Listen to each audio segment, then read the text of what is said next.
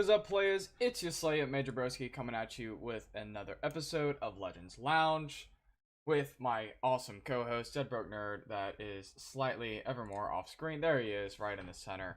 Go on ahead, Dead Broke Nerd, and explain what Legends Lounge is all about. So Legends Lounge is kind of our tag team effort to create content that is diverse and geared towards individuals of all different skills and interest levels. People who, for them, Elder Scrolls is maybe just a hobby. We also want to include content that would interest and spark conversation amongst competitive players, as well as provide teaching opportunities and advice for newer players. So we basically talk about anything and everything, and we usually focus on a topic. And so this is our way of bringing diversity to the spectrum of Elder Scrolls Legends players, at least in theory. So we try to talk about news, we try to talk about certain specific topics, we try to provide teaching opportunities for newer players. So all those things encompass into Legends Lounge. Awesome. So for this week's news, we actually finally got the Elder Scrolls Legends balance updates. Last week we had talked about it, we made our predictions. Seems like all of our predictions were wrong. And we only showed off 2 predictions. I mean, we didn't go through a whole list. So, I mean, I would have gotten all the rest right. I mean, if we went through the list clearly. Oh, totally. So we talked about the balance changes coming in last week, and they actually came in through 2 days, 2 days later, right after the talk show. So we both have a YouTube video. I have a YouTube video. Deborah Nerd has a YouTube video. We have different insights, and for the most part, we agree on Tully's conscription. But today we're actually going to discuss it for those who might be listening in on the podcast, as well as possibly watching it now or later on the YouTube channel, Deborah Nerd's YouTube channel. We also did get a new card this past week with the Madness deals. There's supposed to be a little bit of insight on the Isles of Madness. We have the Cheesemancer. I did buy it. I have not played with it. I do have my thoughts on it. Whether or not they're valid, I don't know. So let's go on ahead and get Nerd in trouble first. What are your thoughts on it? Well, I went ahead and bought it with the money I got for casting. I realized I had a little bit of that chilling in my PayPal account, so bing, bang, boom, went ahead and picked it up. First off, I think it was just a 1-day only thing. Maybe it's available today as well. It's 2 days. It was 48 hours. So today's the last day you can grab it. Okay, so that's good information.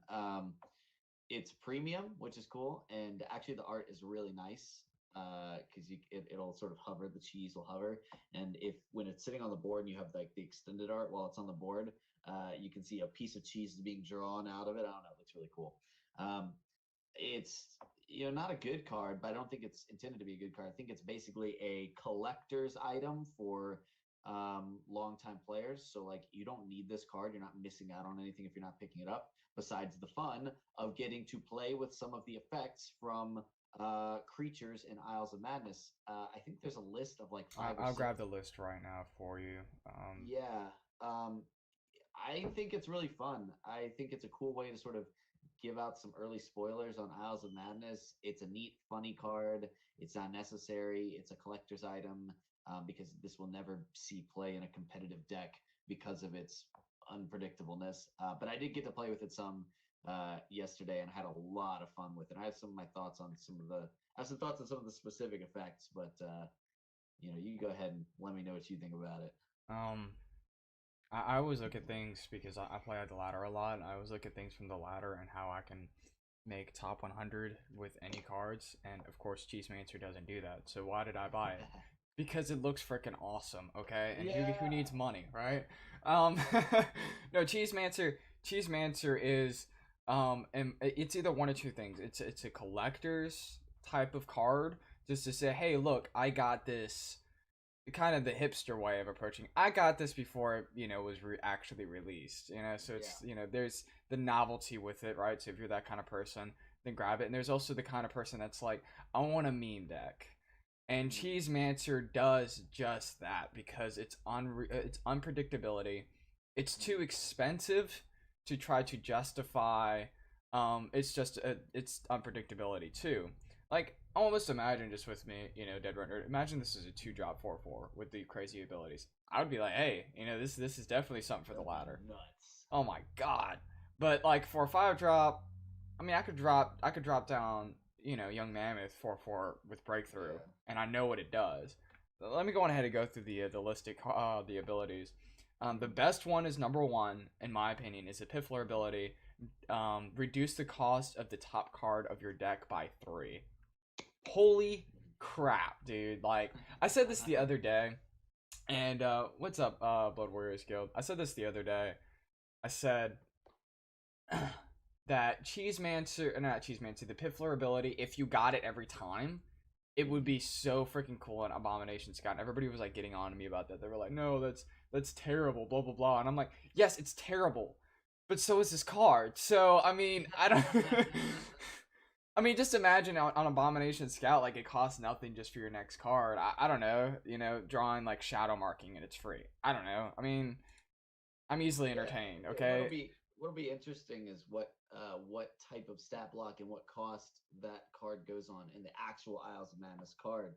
Right. Because that'll make a big difference. If it's a cheap thing, if it's a cheap creature to bring out and has that pilfer effect, it probably will see play in Abomination Scout just to improve consistency, especially since, quite frankly, I can't see Abomination Scout going one more balance rotation without getting hit. I'm surprised it didn't get hit this time, but yeah, I think it's just good in general. Good in mid-range, good in control. Like the next card costs 3 less. Well, hey, that next Ice Storm's on the top of your deck, and now it's a 3-mana Ice Storm. That's pretty good. It's good for everything. What will define the card is what color it's in, and what the cost and the stats are. Because if it's too expensive of a card, then it's going to not be as viable, because the later the game goes, the more removal your opponent has access to. So if it's either on bad stat block, or if it's too expensive, then it's going to be competing with other more consistent cards. But I tell you, the one I really do like is the immune to lethal, immune to shackle, can't be targeted by your opponent's events. That was like, I initially was really upset that they did not nerf Cruel Firebloom and nerfed Goblin Skulk instead, which we'll talk about. But as I was like, when I saw that effect, I'm like, this card was literally made to beat Telvanni. And Telvanni, like, not this card, but the ability of the ability of the immune to lethal, immune to shackle, can't be targeted by events, and really that pretty much only leaves Telvanni with Cruel Firebloom as a way to remove that card, because the main way Telvanni wants to remove things is through things like the lightning bolts, the sorcerer's negations, but also, which are targeted spells.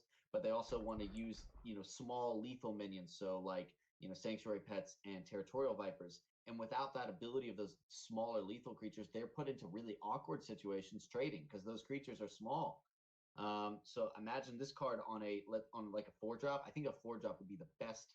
Like maybe a 5 would be the best thing for that effect. It would be on a 4 or 5-drop with okay stats. And it, depending on what color it's in, it might just like run rampant until Telvanni cries. Not that I don't know where Telvanni's at anymore. We'll have to see in the next week or two how the balance changes fully impacted Telvanni. But let's go on ahead and I didn't have this on the notes, but I just thought of it right now. Let's have a little bit of fun with this, since today's episode's actually been written pretty shortly. So let's have some fun and just guess the colors of these abilities with Cheesemancer and So I mean, of course, we don't have the card and the actual stats and everything, but I'm just saying, for example, like number 1, Piffler, reduce the cost of the top card of your deck by 3. I would assume yellow, because yellow is lacking, making things cost less. And it only has, if I remember correctly, that 1 Piffler card. But I mean, Piffler's also really well known for being in green. So yeah, I'd say green only because like it kind of goes with the idea of like Baroness reduces cost, Torval Extortion gives you free mana. I feel like it's more green. I'll agree with you on that, but this is just, I think if they want to try to balance yellow more, yellow.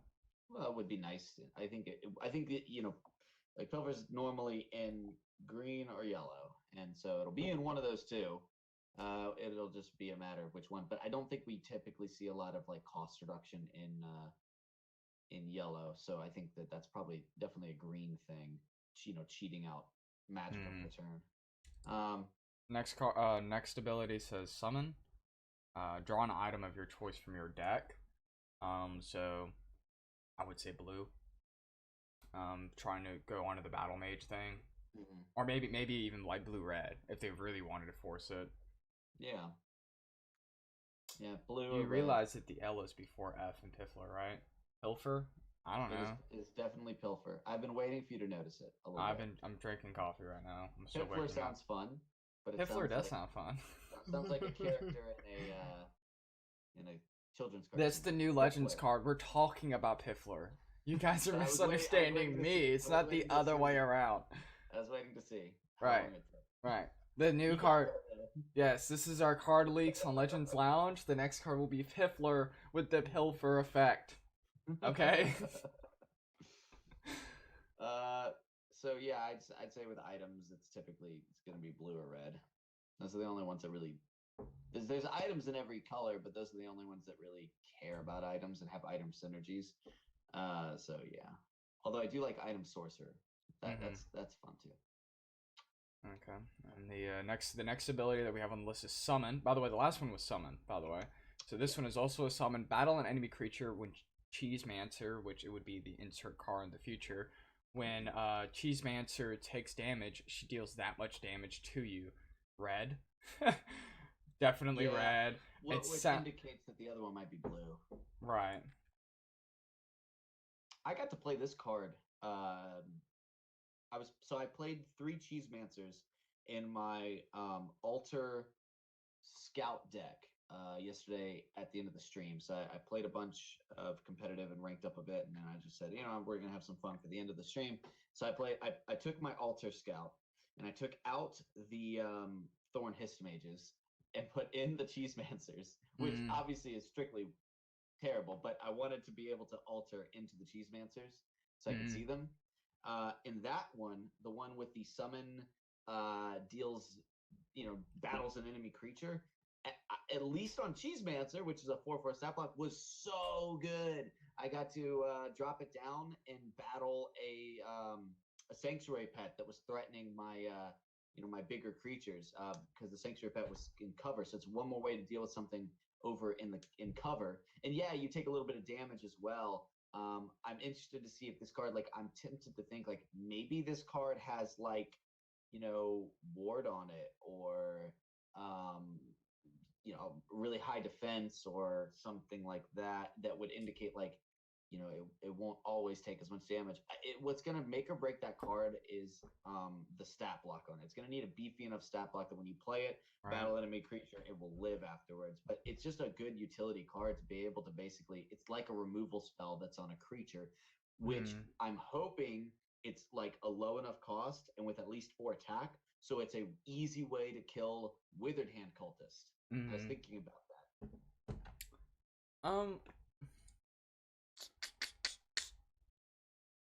Sorry, I'm just thinking ahead of myself. I don't want to go too far. Yeah, I don't have anything to disagree with you on that. So next one is which was the one that you said, which one was your favorite? I didn't even Jump the gun. Yeah, no, I did. Immune to lethal, immune to shackle. Your opponent can't target Cheesemancer with actions. That's right. I remember what I was gonna say, but let's go ahead and finish this one first. Number 4. I feel like this would be, honestly, because of its ability, and I would like to see 3 of them to try to like sidestep Cruel Fire Bloom, but it just looks like a unique legendary in of itself, and probably multicolor, but I couldn't pinpoint it. I just couldn't. It wouldn't be Redoran. I just maybe. Well, we have I think it could be legendary. I think the other thing it could be is it's, if I was going to guess a color, my initial thoughts were yellow. Mm-hmm. In terms of because we've seen the Black Dragon have immune to lethal. So basically, a card or a creature that is in a position of high authority, right? It's like a king or something. So like you can't shackle him, right? Sheogorath? It could be Sheogorath. I imagine Sheogorath will have a crazy, wackier effect than something this static. But the other thing is, I think this is going to be a purple card. If I had to put money down and like some Mm-hmm. kind of ghost or something, right? That like, okay, like it can't be poisoned, right? Because so lethal won't work. It can't be shackled because it's incorporeal. Can't be targeted with spells. It's incorporeal. I don't know. Maybe something like that is what we're looking at. So it might be a purple. Um, Okay. which would be neat because that would be very strong in warrior and in sorcerer, mid sorcerer, if it was a What low if enough what if you card. think it would work well as a purple yellow? Like a spell sword card, Yeah. that'd be great. Mm-hmm. Honestly, I think we could probably do with some more dual color cards. And I actually, on a personal note, wouldn't mind some cards that were locked in dual color so they couldn't be used in tricolor, just to give you a reason to play sorcerer or to play like sorcerer and not play Telvanni, or to play spell sword and not play tribunal. You know, um, I'm trying to but that's imagine wishful thinking. right around without Sorrow of Revenge. Hmm. Yeah, I wish that I will be honest. I do wish they changed that. Because like you have special cards that can Right. only be accessed by tricolors. Well, Uh, let's make those dual colors. right. I see what you're saying. Unique. Yeah, but Gosh, I dude, think that that's would not just going to happen. change so much of the game, though. It I don't. really, really would. Edict of Azura couldn't be played by Tribunal anymore. And you would like that would I'm be a major pull for Spell Sword. Like, let's make Control Spell Sword work. I'm just imagine Hlaalu without Crusader's Assault. Yeah. I'm just like my mind right now is like 404 cannot compute. Uh, Next level, man. yeah, that's Dead Broke Nerd is a god amongst men, right? A legend, an Elder Scrolls Legends god amongst And yes, a legend. Thank you. men. Uh, yes, but I um, only cost 5 magicka so- according to my card. overpowered. We need to buff it. What? Nerf it? Oh god, I'm still waking up. Okay, so number 5. Only one creature in this lane can attack each turn. Oh, I'm so bad. I don't. Once again, I don't have a color set that I would assign this one to, and that just sounds nasty. Imagine if this was like Televani. I would just shoot somebody. Please don't. I'm thinking yellow. Thinking yellow, but Yeah, again from like the authority perspective, like an imperial, put it on an imperial. I just that You would be know, weird for yellow though. Just because like yellow, it focuses on overall. It focuses on token. Uh, you don't really make tokens with other decks colors. right? But you think about it too, though. Like you do have big defensive cards that like maybe don't see enough play in yellow. That clearly like there's like a Mm, want to give them a defensive archetype, right? Like they've got javelins, they've got cast in a time, they've got hive defenders, they've got Mirak. Like those are some pretty controlly, yellow cards. But just the fact that like I think other control decks do it better right now, they're sort of that is pushed off to the side. But control mage used to be like king for a long mm, time, a couple years ago.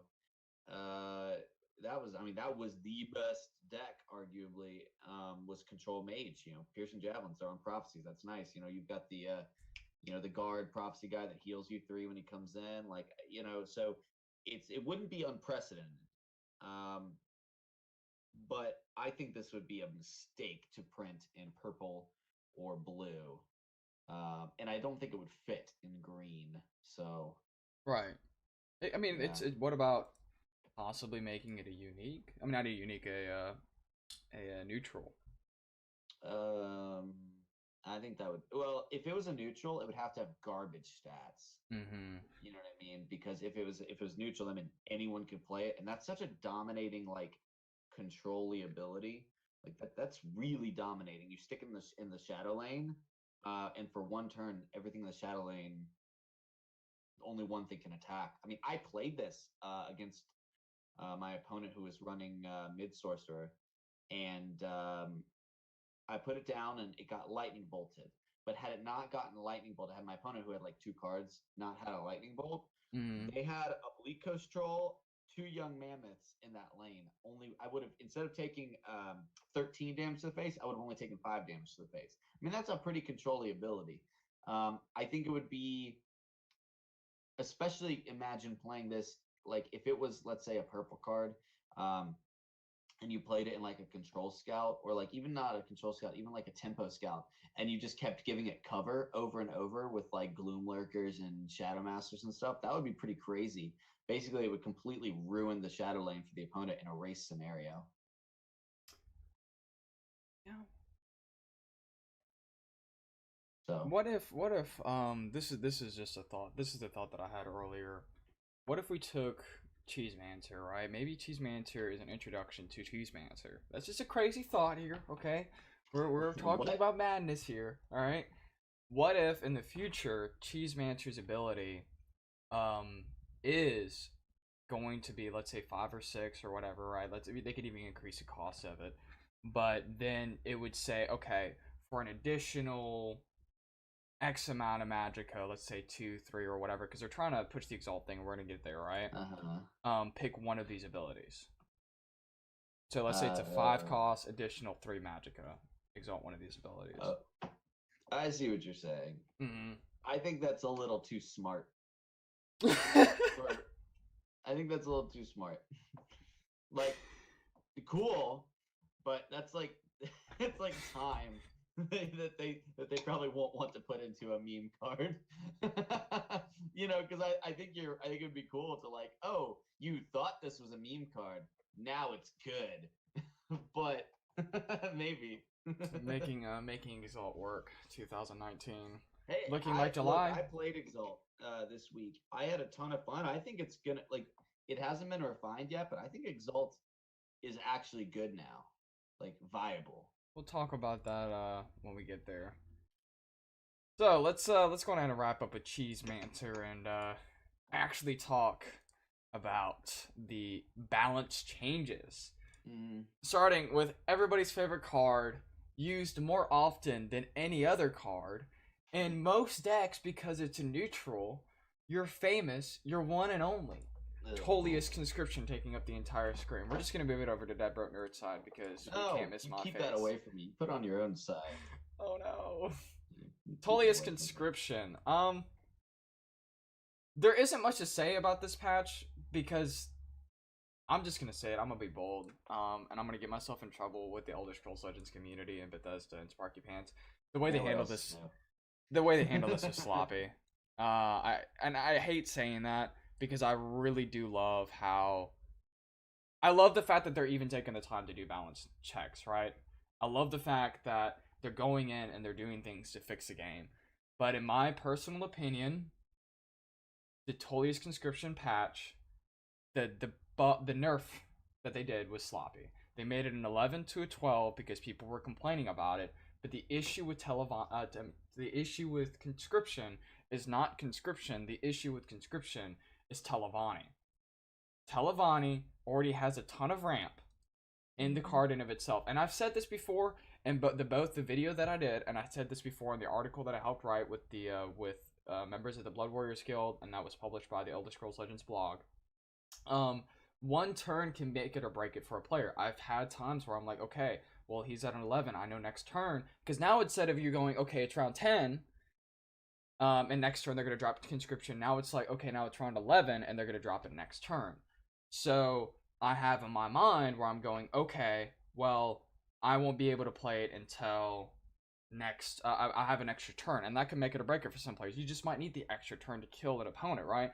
But what are the variables of that happening? And those are just numbers and that's just data that I don't have simply. And I think that it would be a lot better, and Nerd said this in his YouTube video, if they just switched it over to yellow. Because the issue isn't Conscription. Conscription is a good card, and I'm not saying that a good card shouldn't be overpowered. Like, it costs 11. Like, good. It should do that. But with having a card such as a deck set such as Telvanni, you got like what, 8 Magicka by round 4, maybe 5, and you're gonna beat your opponent to the punchline before your opponent can even get to their punchline. almost every single time. Mhm. And Nerd, who has been watching the Warp Meta tournaments and casted it before, made a note last week that three consecutive tournaments, what was it? Televonic Conscription ended up winning, right? Or was it just Conscription in general? Well, no, but the last, um, so now not this last Sunday, but Sunday before when I made the video, Mm-hmm. um, the winner ran a conscription deck in each of his three deck slots. So his entire lineup consisted of conscription decks. It was just that good. Um, Right. yeah, but I mean, conscription in general has been a consistent warp meta competitor, um, at least before the nerf, and I have some data points on that for this last week and after the nerf. But please just finish your thoughts, though. I don't want to cut you off. Just my thoughts remain. Mind you, I don't have any data, and so I'm happy to hear what your data is because like I would be happy to know that I'm wrong because once again I'm really happy that Sparky came in and they did what they did. But my perspective as of right now, unless I'm corrected, I think that this was, and I've already said this, kind of a sloppy job. I think they could have done it better by switching it over to yellow. So I'm interested to hear what you have to say about it. Well, I mean, I'm just going to repeat what I said in my video, which is I 100% agree with Major Risky. Um, I think it was lazy. I just think like it wasn't Lazy's better definitive. than saying sloppy. I just want to say Yeah. that. So take back what I said about sloppy because sloppy could have No, I been don't it could think have been you're worse. wrong Well, though, right? okay. Sloppy, like with, I think there's different connotations. Sloppy means it's not a perfect solution, right? And Mm-hmm. I think it remains to be seen whether it was sloppy, but I think it will end up being like not a catch-all solution, not a solution that actually solves all the problems of it, which takes me to lazy, right? So I think you're Mm-hmm. right. Okay. Um, but lazy is I say lazy because I think it is such a strong card with access to everyone, that just completely warps sort of the late game scenario slash economy and as well as milling your deck. I think it would be worse if it generated random two drops as Mm-hmm. opposed to pulling them from your deck, because then you wouldn't have the deck teching perspective. But the bottom line is, I think it was lazy. It seems to be their default thing is just, well, increase its mana by one and we'll see what happens, right? Um, and I think you're totally right. With ramp in the mix and in Tovani and in Tribunal, it's not as big of a deal. However, I will say, even with ramp, it still does cost one more turn. So even if your opponent was going to play it on your turn 8, they still now have to play it on your turn 9. Um, Mm-hmm. and so that there is a difference there.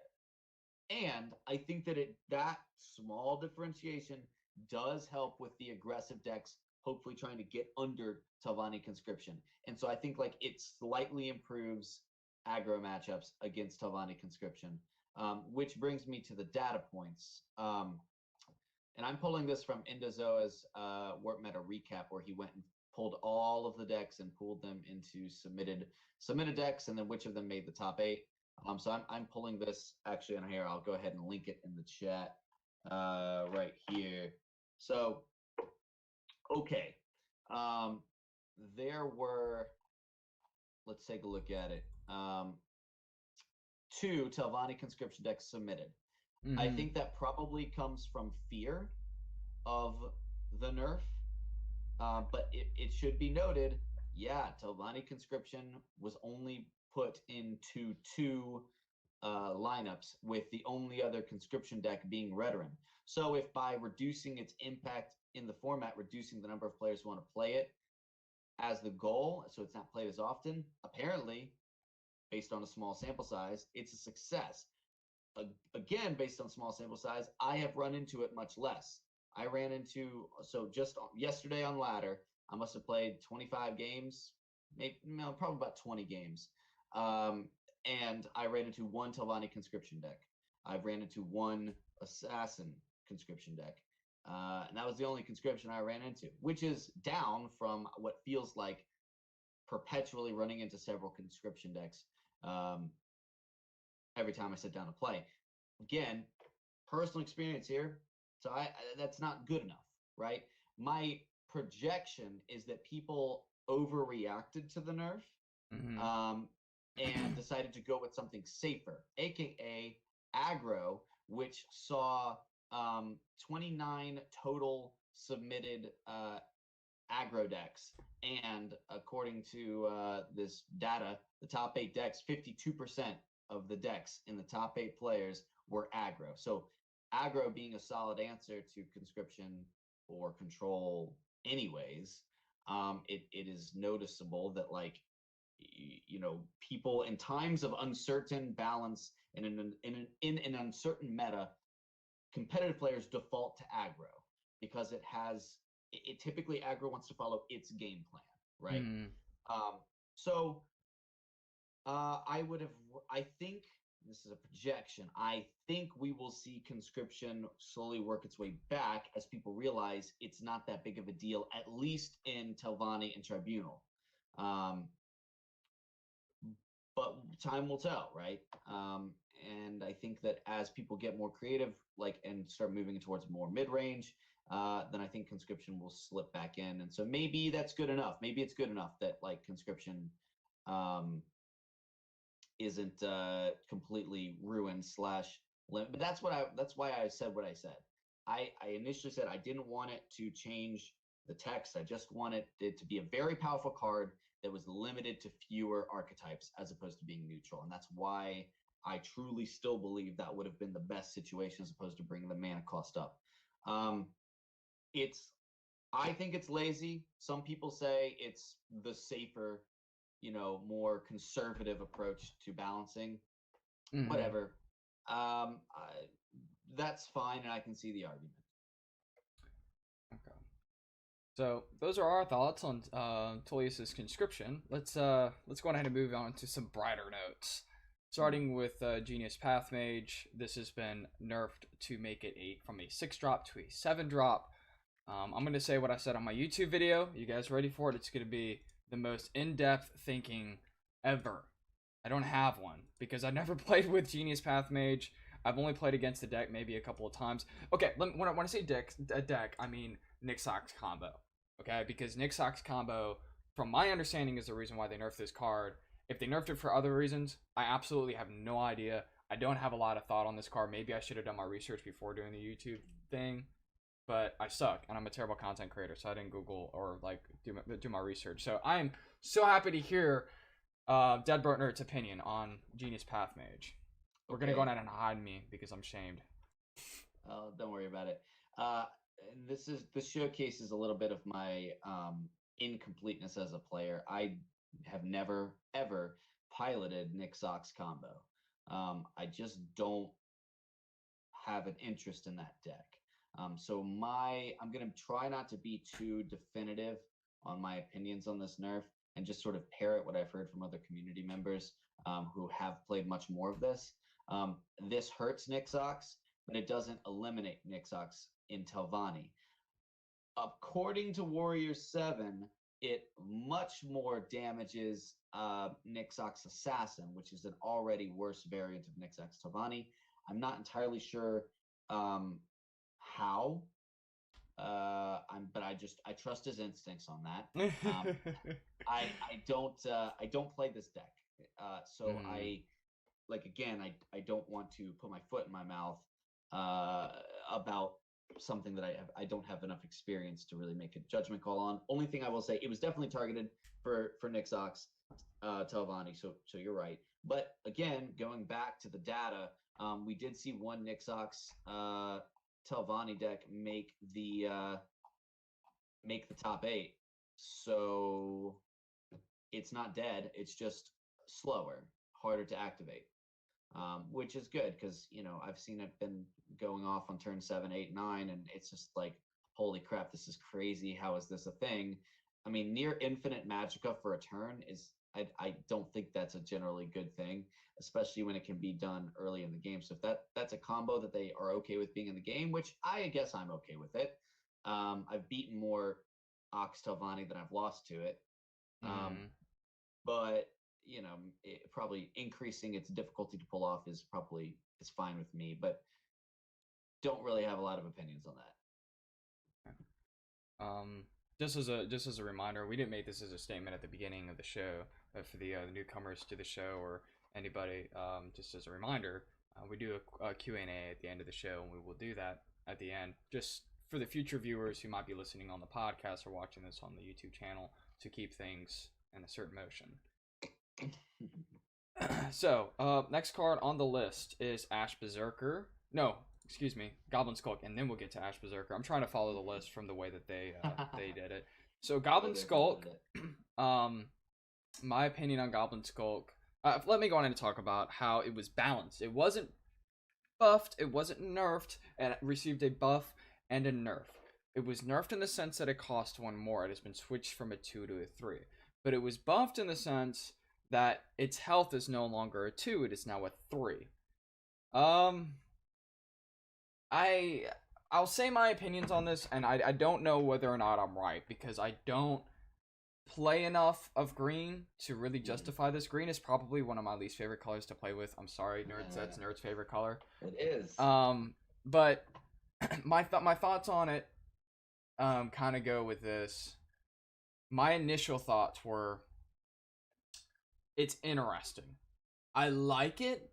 I do wish that they would have patched Crew Fire Bloom over this, because more people have complained and requested that Crew Fire Bloom should be a 1-drop instead of a 0, so it doesn't draw Crew Fire Bloom. Because you got to think, if you have Goblin Skulk, the ability reads, if you attack, then you draw a 0-cost card from your deck. So if you only have Crew Fire Blooms in your deck, then you're drawing that, and it's worth the trade matchup. So this makes Goblin Skulk valuable, but to be honest, I honestly wouldn't care if I was playing an opponent who would just draw, I don't know, Nord Firebrand or almost any other 0-cost card.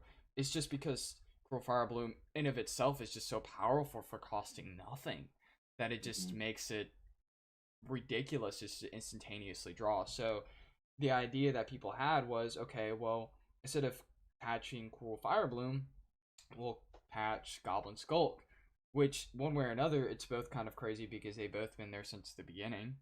Number two, the reason why I thought this was interesting, the way that they did it, was they were probably thinking, how can we still keep the card valuable? Well, it can no longer be killed by Firebolt. It can only be killed by cards such as Crushing Blow. I'm talking about action cards specifically, okay? I'm not talking about creatures. It can only be killed by a single card removal, like Edict of Azura, Lightning Bolt, Crushing Blow. It cannot be killed by Firebolt, and Firebolt was usually a go-to answer to this kind of card, and that has lost its value.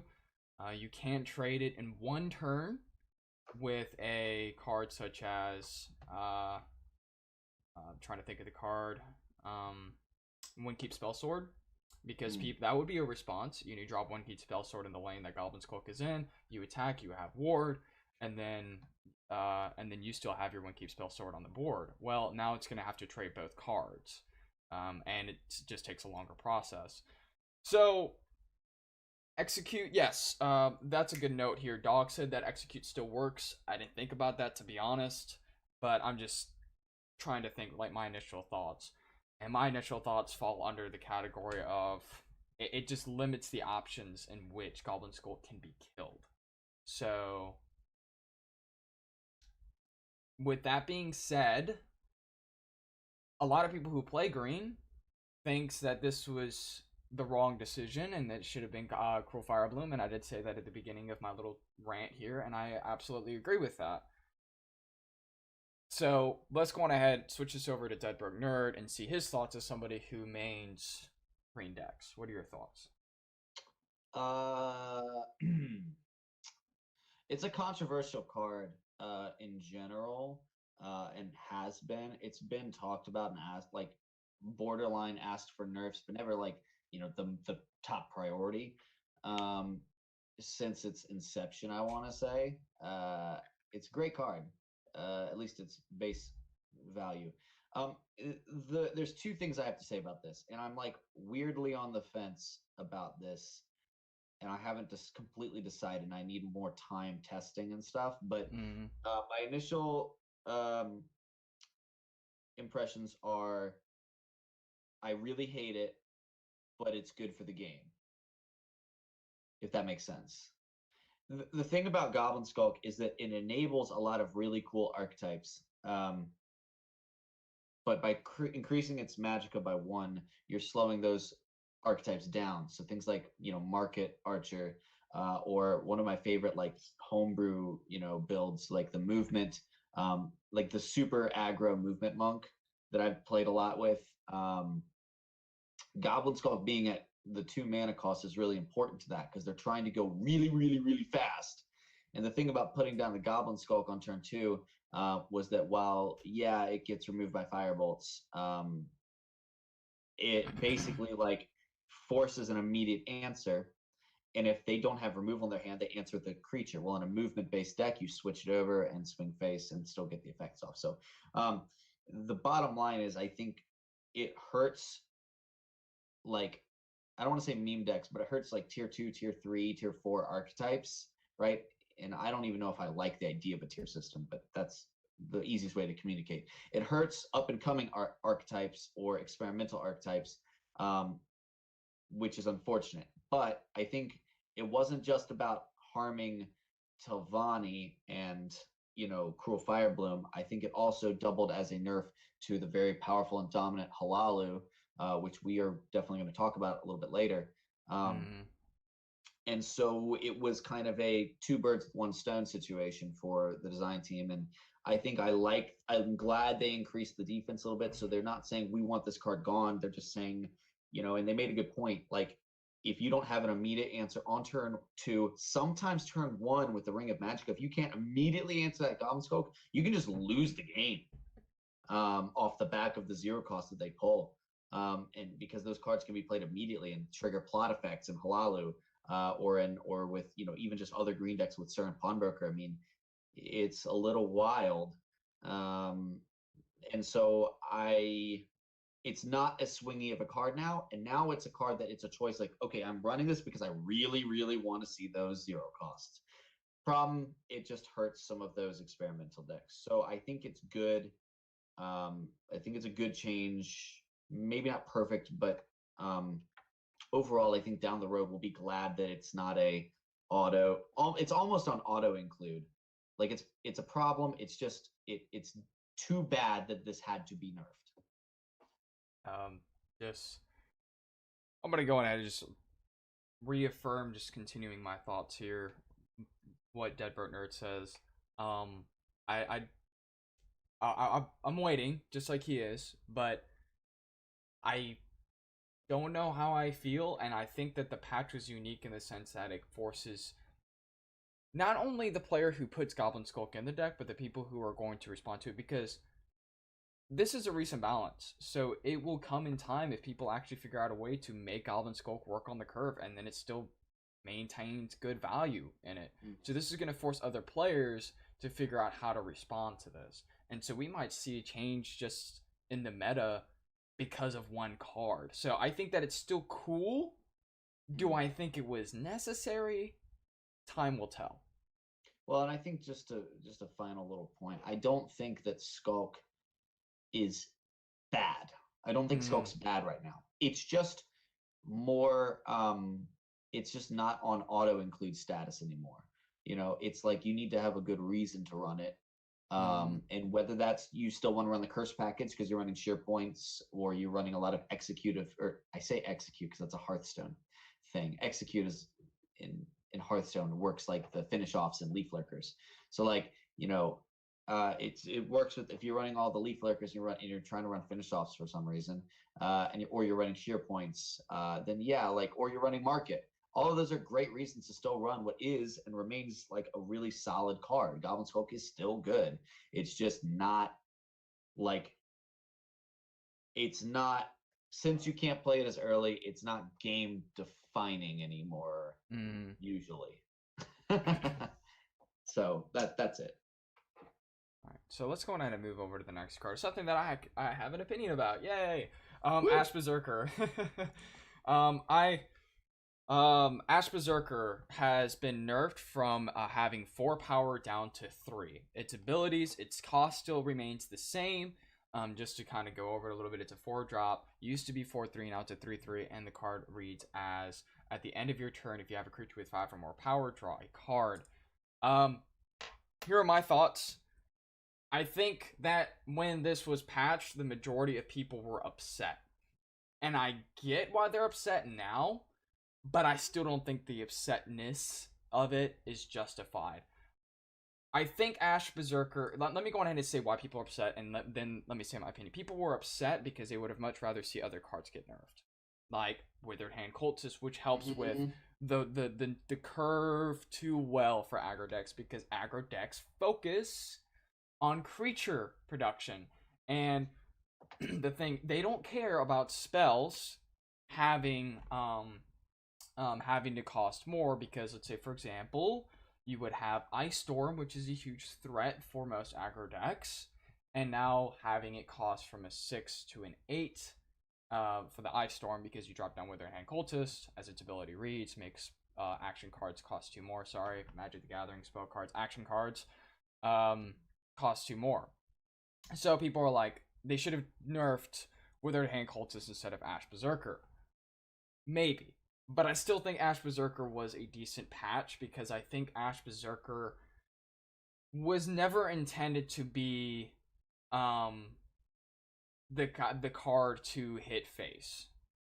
I think the way that it was intended, just by reading the card description, was at the end of your turn, if you have a creature with 5 or more power, draw a card. No longer can Ash Berserker self-ping itself with the cards such as Divine Fervor or Clan Captain. It needs to be equipped with an item such as Dagoth's Dagger, which gives it +2/+1 in order to self-ping itself. I think that this card, the way that it was designed, even initially, was supposed to be right alongside another card that would be a 5/5. And that way, Ash Berserker, the intent of having him on the curve would be to make sure that you, as making it have 3 power forces smart play, in my opinion. You don't have to just go, okay, I'm going to drop Ash Berserker, it's going to be my only creature on the board, and then slap on our Clan Captain right next to it. It's going to be, do I want to slap on my Dagoth's Dagger on this creature, which will only put it at 5 damage, or do I want to slap it on my Bleak Coast Troll, which will give it 7 damage, and that could potentially skip a rune at the end game. So these are my thoughts on the card. I like it. Do I think it's the best possible nerf on the planet? No, but I think people freaked out, and I think they kind of didn't look at what the card was initially designed for, and I think it supplements what the card does. So I don't know. What are your thoughts, nerd? I mean, it went from amazing all-star status to niche inclusion status, which I think is heavy-handed. I'm not saying it's unusable, but it's way less good. Because before, since it was easy enough to increase itself by 1, the argument of like, yeah, it's bad on an empty board, but just a single point, pairing it with an Orc Clan Captain, pairing it, if you already have Divine Fervor down, was easy enough to accomplish, and thus, could sort of sustain aggression against some of the really powerful control-y decks or, conscription decks out there if you're trying to race them down and they're trying to mitigate, your creatures. So like, and at 4 mana, I didn't think it was that big of a deal, because by that point, if your opponent is able to control you all the way until turn 4, and you don't have a Divine Fervor down, and you don't have an Orc Clan Cap down because it got killed, playing Ash Berserker into an empty board on curve is dead, right? Like, it doesn't do anything. So I really didn't and still don't have a problem with Ash Berserker's design. So I don't know. I don't have a problem with it. I agree. I fully wish that Withered Hand Cultist had been changed instead, because it locks out decks that I want to experiment with and play in the format. I mean, I really wish I could play Action Mage and keep tuning that, but as long as Withered Hand Cultist remains, Action Mage can never have a chance of being viable on ladder. because it's it it's goes worthless. It it, becomes worthless. going back to Goblin Skulk here, the reason why it was patched is because it was an auto include. And to be honest, if you're running red, like an aggro red style deck, Witherhand Cultist is an auto include. I've Yep. never thought that Ash Berserker was an auto include. Honestly, I run most of my aggro decks with 1 or 2 Ash Berserkers, even pre patch. I would never Yeah. run 3. Witherhand Cultist, I've always ran 3 because you Yeah. want that draw to prevent your opponent from summoning spells. And to be quite frank, I love aggro decks. Don't get me wrong. I like to hit face. I like fast paced games, but it doesn't. Aggro decks don't.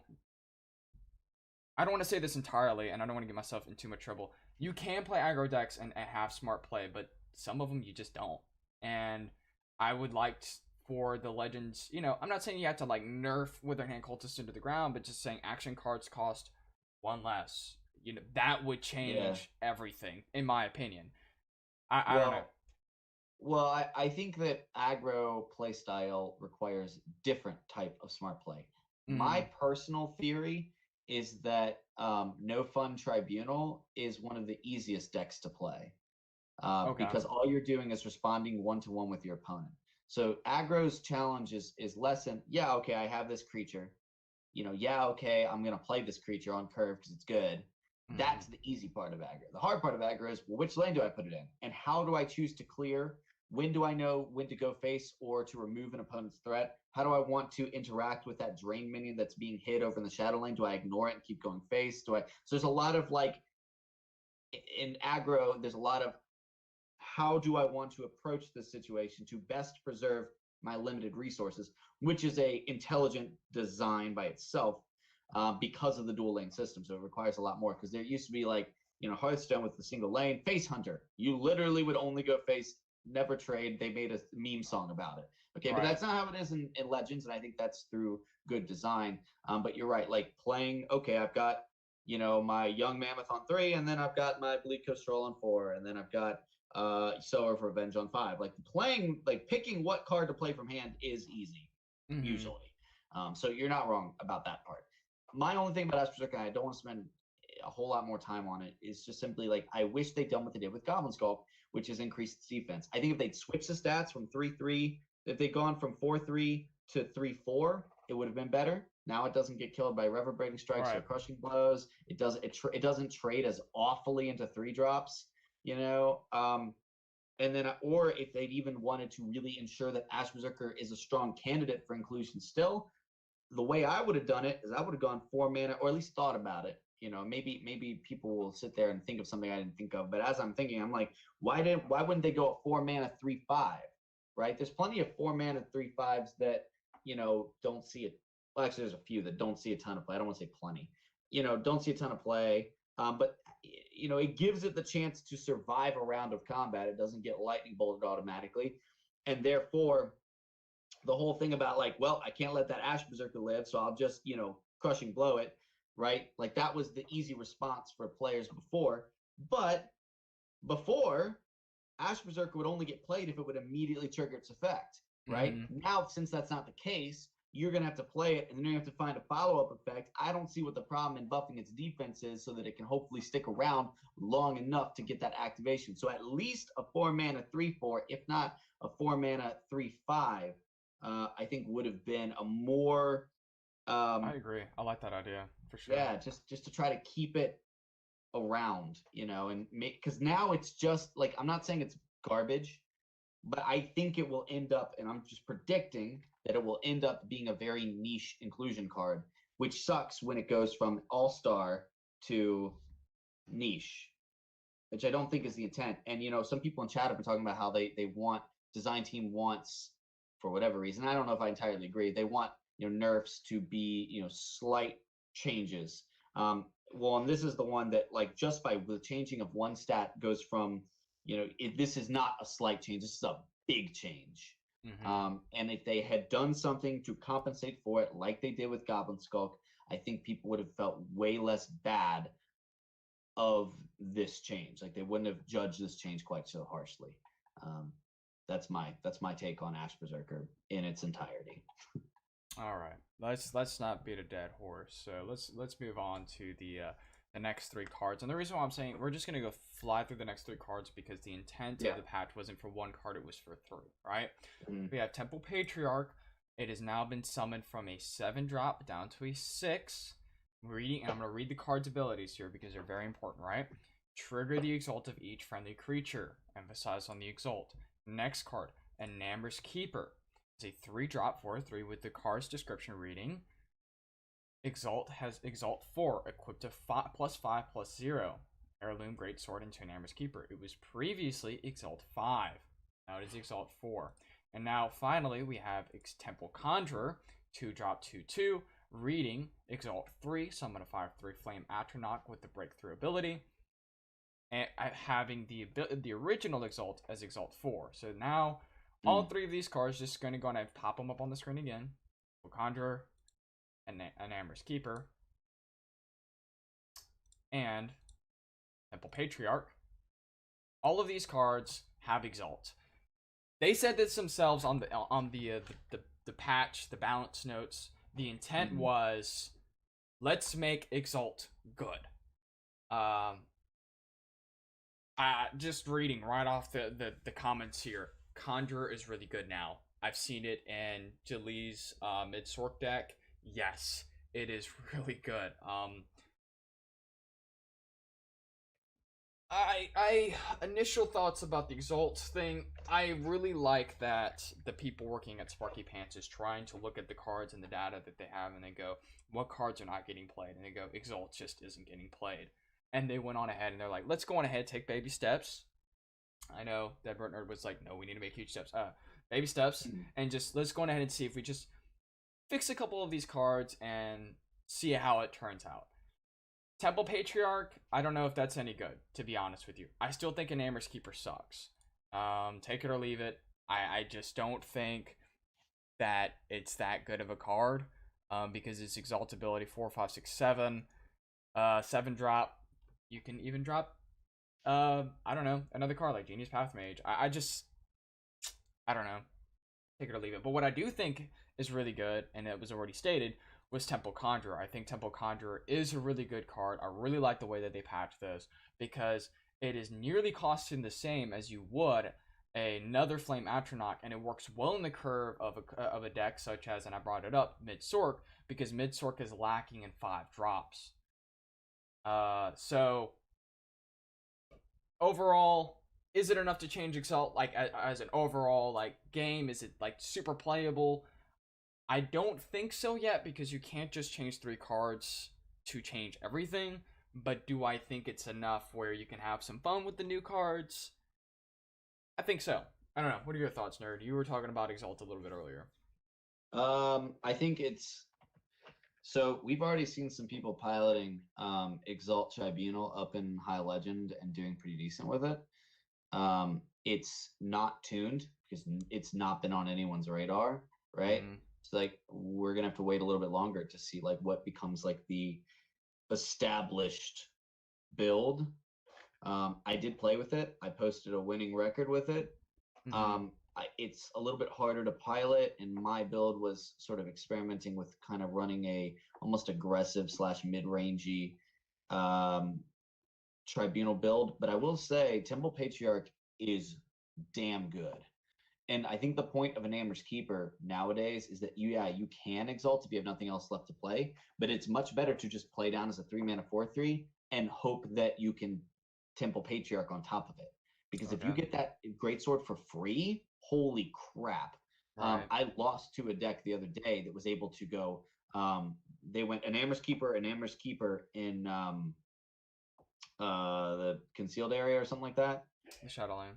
Shadowlane, thank you. And then Temple Patriarch. And I was like, oh shit.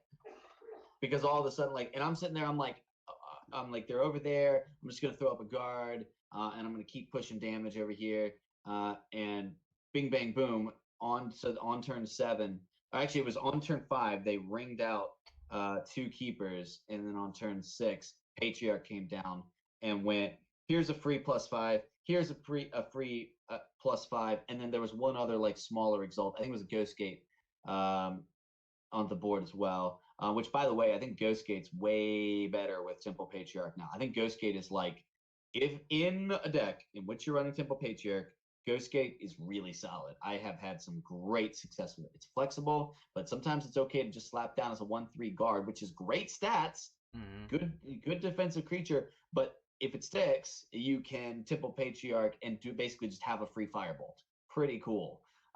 Patriarch is the key to all of this being changed, and bumping it down by 1 Magicka really makes a big difference. Makes it better stats for the cost. And Conjurer now, of course, being a really solid card, like for 5 mana, you're getting, what is that?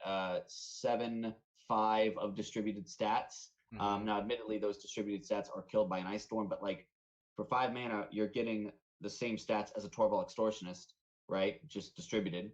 So like that's now a much better deal. And I would much rather than drop like, Ice Storm on that alone as opposed to. Yeah, I mean, I'd be down for doing that because, like, those breakthrough on the Flame Atronach is, I mean, I've been saying this, like, breakthrough is low key, like, really strong, and people just sort of like, oh, isn't it convenient that I have breakthrough? That's nice, but breakthrough adds value, especially in decks that want to go face. So, I played with it some. I think it's cool. I think it's fun. And I think that it's like, maybe tier 2 or 3 right now, but like down the road could be even better. So we'll see. Yeah, it's a time will tell thing. It's still too new to really, and this is pretty much with all of the cards. Even when we first started with conscription, it's still too new with just the balance changes itself to determine whether or not these things are really affecting everything. And then number 2, things are also going to change with Isles of Madness when that comes out, whenever. So they may even come out with a whole other list of Exalt cards on top of this, making Exalt super worthwhile to play. But as of right now, it's just time. Time will tell. Yep. Well, and I think that, like, anytime a meta shifts greatly, like, any deck, any theme, any archetype has a chance to step up into a place based on matchups. So like if all of a sudden Tavani hits the bricks and something else pops up, not only will that deck pop up to the tier 1 position, but all of the decks surrounding that that have good matchups will also increase in viability. So like we may not see Exalt be great now, but for the record, I do think it can be very good. But we will see it at some point in the existence of this game, simply by, Exalt handles this really, really well. People will start playing it. Awesome. All right, so let's go on ahead and talk about Hlaalu. A lot of people have been like, they've ruined Hlaalu. Hlaalu's over with. No more. And, they got the newspaper boy throwing it on the streets. Hlaalu's dead. So, is Hlaalu actually dead? Is Hlaalu not actually worthwhile to play? Well, today, we are going to be featuring Endozoa's Hlaalu deck. Unfortunately, you won't be able to see our pretty faces because I'm going to go on ahead and show the deck list to you guys. If you guys would love to actually have the link to the list, I will actually give that here in the chat in a second. Also, since we're almost at the end of the episode, I do want to remind everybody, we will be having a 2-pack giveaway, so I will be opening that up in just a short while for you guys so that we can give these things away. So let's go ahead and flip over to the screen to Endozoa's Hlaalu deck. And I played a little bit with it, but I'm going to go on ahead and let Dead Broke Nerd have his thoughts, do the whole rundown. I'm just going to stay quiet, and you talk about Hlaalu and this deck in particular. All right? Cool. All right, so yeah, Hlaalu is definitely not dead. First off, I pulled this, so yesterday on stream, the reason we're even talking about this is because yesterday on stream, I went 10-1 with this list. I don't play a lot of Hlaalu. It's, I don't really care overwhelmingly for tricolor decks. Not that I won't play them, but like, I like my increased consistency of 50 cards, just personally. But I decided, hey, you know what? I'm going to play something meta, grind up the ladder a little bit, and just, refresh my competitive side. And went 10-1 with this list pretty easily. Playing against a wide range of matchups, and I'm not trying to brag. All I'm trying to say is this is a really solid list, and it showcases that Hlaalu has so many tools and options for how you want to tech it that I don't think it would take a lot to really bring Hlaalu down to the ground. So what are the things that lost? Goblin Skulk was pretty much an auto include in Hlaalu because of its ability to pull Nord Firebrands. Those Nord Firebrands don't just get value for being a charge creature in Hlaalu, but they also are extraordinarily valuable as plot card triggers. So the plot effect is that if you've played another card this turn, then you get X effect. So it triggers the pawnbrokers, it triggers the Hlaalu sharpshooters. It also serves as a free red creature to trigger the Hlaalu Oathman, and even the Balmora Puppeteer, which is however you get +1/+1 for each card you've already played this game. The bottom line is pulling Nord Firebrands was a key aspect to the previous version of Hlaalu that liked to run Goblin Skulks. It was just an extra way to get that extra value. So, okay, Skulks are no longer there. Additionally, not all builds ran Ash Berserker. Notably, I'm looking at and I don't have it for you guys here, but Indozoa's lists from the Team Rankstar Classic indicate that he was never a big fan of Ash Berserker in Hlaalu. However, Super Thanks, Thuldir, and I Like Pasta all ran Ash Berserker in their Hlaalu lists. Indozoa featured 2 Sharp-Eyed Ash Cans instead. So really, Ash Berserker was another hit alongside Goblin Skulk to Hlaalu. So I think people initially were like, oh, what are they going to do? Well, luckily they have Tricolor Deck Syndrome, which is, okay, we'll just find another really good card from one of 3 colors. And luckily with yellow and red, there are plenty, and now with and this is important, with Wilds Incarnate in the mix, there are plenty of ways to draw cards still. So what we're looking at is an extremely consistent build, lots of 2s and 3s, not a whole lot at 4, 5, and 7, nothing at 6. So you're looking at 16 cards out of 75 that are above the cost of 3. So you're going to have a ton of 1s, 2s, and 3s. Notably, 15 1-drops with 3 Mudcrab Merchants, which generate a card, 3 Marked Mans, which generate a card, and 3 Shadow Shifts, which generate a card. They recycle themselves. So still plenty of ways to keep your hand size big, still plenty of ways to trigger the plot effects on Pawnbroker, on Sharpshooter. Ultimately, like, it almost didn't affect it to the point where in the top 8 of the last Warp Meta event, there were 4 aggro Hlalus in the top 8 of the initial 8 aggro Hlalus that were played in the event. So half of the aggro Hlalus that were in Warp Meta last weekend made it to the top 8. It's still extremely viable, and I don't really see a way that it would shift to unviable. I mean, there's so much card draw that losing Ash Berserker and losing Goblin Skulk, and Goblin Skulk is worse, but there's still plenty of very, very powerful 2-drops which fill that slot. So it seems to me that like the Cleric of Kinds and the Brewing Profiteers coming in that previous Goblin Skulk slot, maybe, and depending on the player, increasing the Mudcrab Merchants up as well has sort of filled in where Goblin Skulk has departed.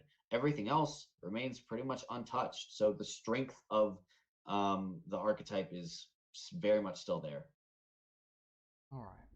Thank you for your insight on Hlaalu as well as Indozoa's deck. I did drop down the deck code for that list here, so if you guys want to go on ahead and snatch that up. By the way, this is just really awesome news. Yes, deck codes. Don't forget to grab that. So anyways, deck codes meaning that you can now export and share it with other people. We've now just dropped that in chat. So in the future, whenever we're running shorter episodes, which we thought today was going to be a shorter episode, but it turns out it wasn't, we will be playing against each other, and whatever decks we will be playing against each other, we will also drop down in the chat in the future, so you guys would be able to play with that as well.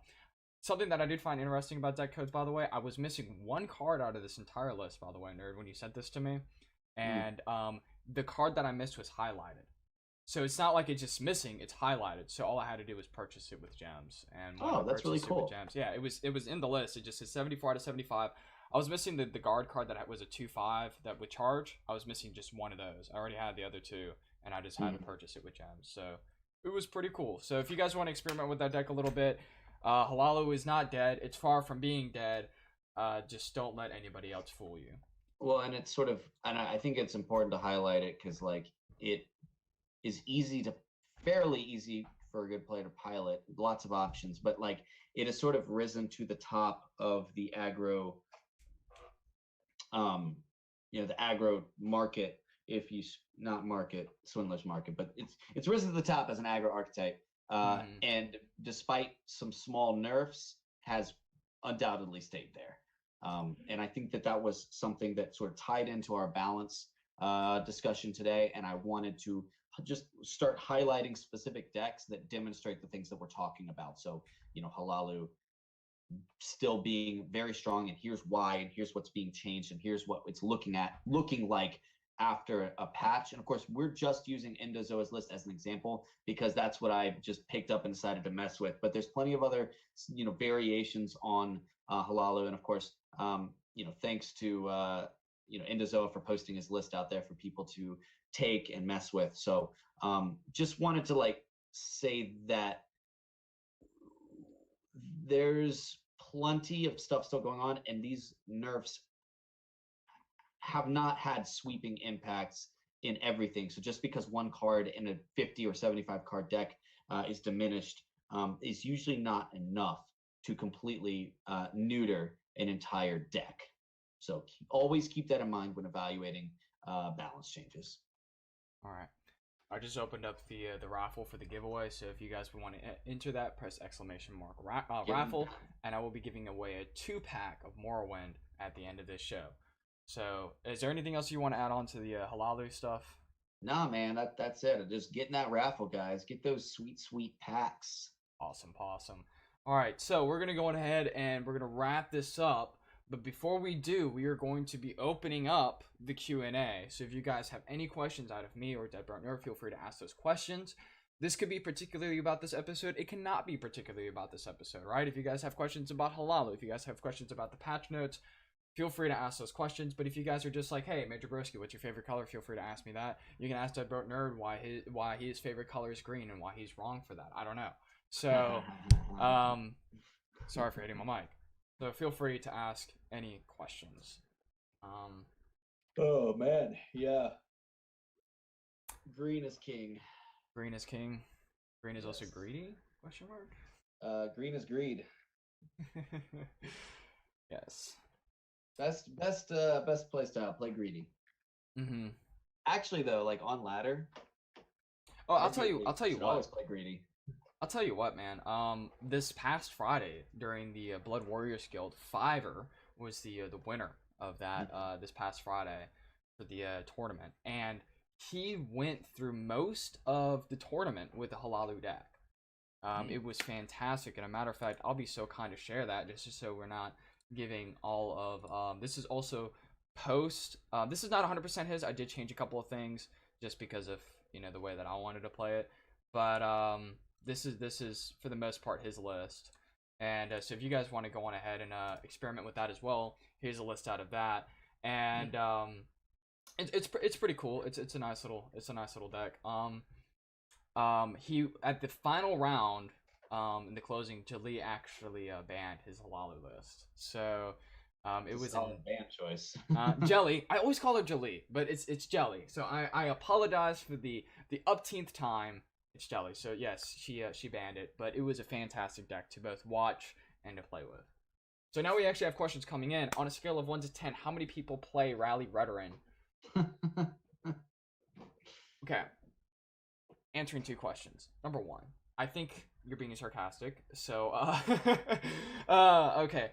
On a scale of 1 to 10, how many people play Rally Redoran? I don't have the data for that, so I have no idea. I'll tell you what, when I played my aggro Redoran deck, I went, mind you, this is just pulling data from like the beginning of the season, so this is a while ago. I love playing Redoran. It's actually my favorite deck. I I went 17-2 with it, and the 2 decks that I lost against were actually Rally Veteran decks. I don't know if that was RNG. Mind you, I don't have the data to everything. So I do want to say there are multiple ways to make a deck, and just because people say that it's a bad deck doesn't necessarily mean that it's bad. It might just need polishing. So I would encourage, there's a reason why there's deck building. So I would encourage smart deck building. So I don't want to close out the fact that's to say that Rally Veteran is exactly a meme deck. But what I will say is the vast majority of players do think that it is a meme deck. So once again, beating a dead horse. How many people play it? I don't have the data for that, and I will not. I just simply can't answer that question for you. As far as I know, it's not won any Warp Meta tournaments. You have anything you want to say on that? Oh, No. Sorry, I did a little bit. No, like Rally Veteran isn't good. It can be, but it's inconsistent. It suffers from the same thing that werewolves suffer from, which is really great if it gets going. It's a snowball deck. It's great if it gets going. It's terrible if it falls behind. So, it's just not. There's not enough there yet for it to be consistently good. So, fun and not bad. Just it's one of those things like you would probably be better off playing something else if you are focused on being as successful as possible. That's not what I always do. I play Singleton Assassin on stream because it's fun, you know? So like not criticizing people who want to go and win with, Rally Veteran, but simply saying like it's kind of like playing with a hand tied behind your back. And sometimes I prefer that. Sometimes like, yeah, I know I can go and go 10-1 with aggro Hlaalu, but that's boring. I'm gonna go try to get us best of a win rate, with Singleton Assassin because that's more fun and more challenging. So I'm not criticizing. I'm just saying like, that's why it's not as great right now. But Rally as a mechanic and Rally Veteran, so good in Arena. Wow. Right. Where removal is fewer and farther between. Yeah. All right. So Jay Harp says, "Have you seen CVH's Veteran's conscription?" No. How do you feel about it in general, and is it a bad idea to include conscription as a backup plan? Add conscription as a backup plan. That's kind of vague. That's too vague because it depends. Once again, it depends on how you build your deck. I remember we got a question either last week or the week before. It was at least a couple weeks ago. They asked the question: would you rather have Firebolt or Execute in the first couple of rounds? Well, the answer to that question was yes. We would much rather have Execute in the first couple of rounds, but from a deck building perspective, we would much rather have Firebolt because it's a lot more versatile. And I'm using that to answer your question. It just depends on how you build the deck. Like it's all focused on the deck building. So as far as CVH's conscription deck, it looks like Nerd is probably trying to look that up right now. It up. I found it. If you want to find it, you can go to follow CVH on Twitter. And if you scroll down to December, it was December 10th, he posted from when he streamed. And so I think what is being questioned is it's not all in on it's kind of like pseudo Doomcrag, pseudo Praetorian Commander conscription, so running like sharpshooter scouts, firebrands and stuff, but then also running like forerunners, vanguards, barrowstalkers, etc., and being able to pull those with conscription as well. It's sort of a blended archetype. Here's the thing to keep in mind, guys. CVH is extremely good at this game. So if he has piloted something to success, there's two things to consider. The deck can't be terrible, right? Or else he wouldn't play it. But keep in mind, there's probably a lot of nuance to the deck that will be harder to learn.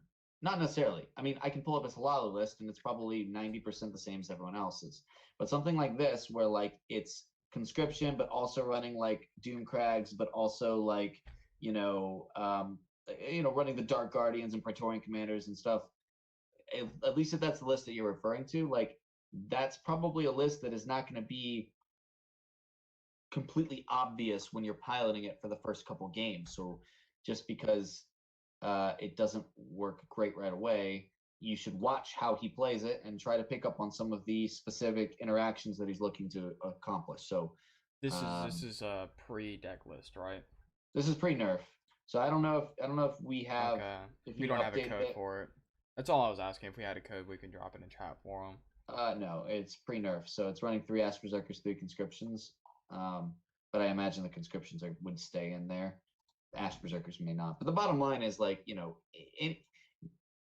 CBH is not going to play something that's garbage. He's not going to make poor deck building decisions. There's always going to be a reason behind it. So finding out that reason behind it is key to learning a deck like that. That's all I'm mentioning. Okay. I did drop down because we were talking about Redoran, so I just decided, hey, this is the deck that I really enjoyed. It was originally based off of CVH's aggro Redoran from several weeks ago. I changed a lot of things because I didn't like some of it. So it's not 100% his. I would say at least like 3/4 of it is, maybe even half of it is his. I did change quite a bit of it. So you guys might see some things that are familiar with it if you go look for his earlier streams. Like I said, I did change a lot of it. I really enjoyed this deck. A couple days ago, I don't exactly remember. That's the reason why I said about in the chat. I went about 10-2. It might have been like 8-2. It might have went 10-2. I don't know. And earlier during the season, I went 17-2 with it. So it's a good deck, and I really think that Redoran is really underrated. Do I think it's as good as aggro Hlaalu? No, but it's a lot of fun. I really enjoy it. Redoran is my favorite deck, so you guys can steal it from me. I also posted the link from TVH's Twitter for you guys if you want to find out. December 10th, right? Was the date for the conscription Redoran deck that was mentioned in the chat. All right, guys. We're gonna go on ahead and end the episode here. Those questions were very valuable. Thank you guys for asking those kind of questions to us. We always appreciate the questions. I'm gonna go on ahead and close the raffle. Close giveaway, and the winner is Sir Mr. Clean. That is rigged. This is the second time he's won. Not on our show. I think I had another giveaway and he won once. So I will direct message that to you. Anyways, thank you guys so much for coming into this episode. Dead Broke Nerd will be uploading this to his YouTube channel later within the next couple of days. And we're still currently working on the podcast. It's just I'm working on like getting 9 things uploaded, and it just takes time. So we're gonna get it there. All right, guys. Really enjoyed everybody's presence. Peace out. Love life.